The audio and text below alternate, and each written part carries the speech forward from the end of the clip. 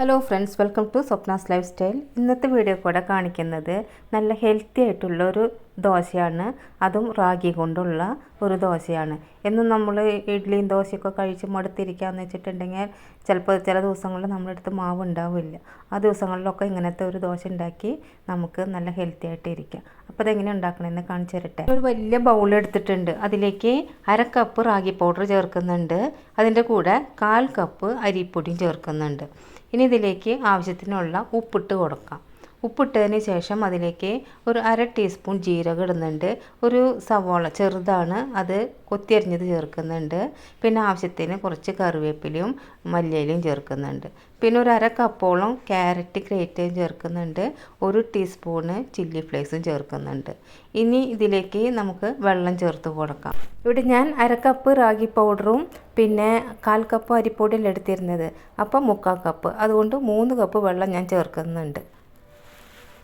ഇനി ഇതൊരു ബീറ്റർ വെച്ചിട്ട് നന്നായിട്ടൊന്ന് കട്ടികളൊന്നും ഇല്ലാതെ നമുക്ക് കലക്കി കൊടുക്കാം. എന്നിട്ട് ഒരു 5 നിമിഷം വെച്ചിരുന്നാൽ മതി. ഇപ്പോൾ ഞാനൊരു കയ്യിലെടുത്തിട്ട് ഇതിങ്ങനെ കോരി കാണിക്കുന്നുണ്ട്. ഇതേ കൺസിസ്റ്റൻസിയിലാണ് വേണ്ടത്, വെള്ളം മാതിരി ഇരിക്കണം.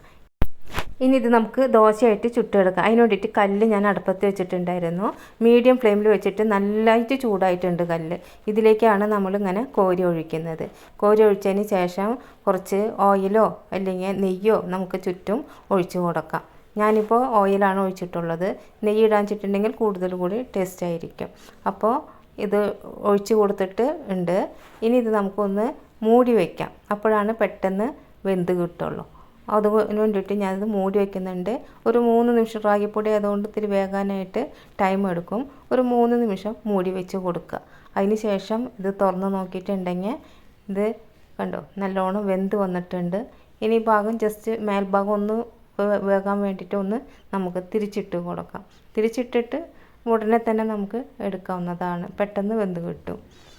ഇപ്പോൾ നമ്മുടെ ടേസ്റ്റി ആയിട്ടുള്ള ദോശ റെഡി ആയിട്ടുണ്ട്. നല്ല ഹെൽത്തിയാണ് കേട്ടോ. ഇത് കഴിക്കാനും നല്ല ടേസ്റ്റാണ്. ഇതിന് നമുക്ക് തേങ്ങ ചട്നിയോ അല്ലെങ്കിൽ കാര ചട്നിയോ ഏത് വേണമെങ്കിലും നമുക്ക് സൈഡ് ഡിഷായിട്ട് യൂസ് ചെയ്യാം. ഞാനിപ്പോൾ തക്കാളി കൊണ്ടുള്ള കാര ചട്നിയാണ് ഉണ്ടാക്കിയിട്ടുള്ളത്.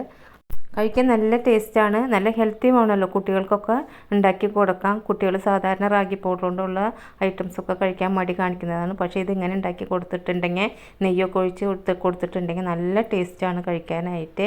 അപ്പോൾ ഇത് എല്ലാവരും ഒന്ന് ട്രൈ ചെയ്ത് നോക്കുക. എന്നിട്ട് അഭിപ്രായം ഒന്ന് അറിയിക്കണേ. അപ്പോൾ വീഡിയോ ഇഷ്ടപ്പെട്ടെങ്കിൽ ലൈക്ക് ചെയ്യുക, ഷെയർ ചെയ്യുക, സബ്സ്ക്രൈബ് ചെയ്യുക. അപ്പോൾ അടുത്ത വീഡിയോ ആയിട്ട് വരുന്നത് വരയ്ക്കും നന്ദി, നമസ്കാരം.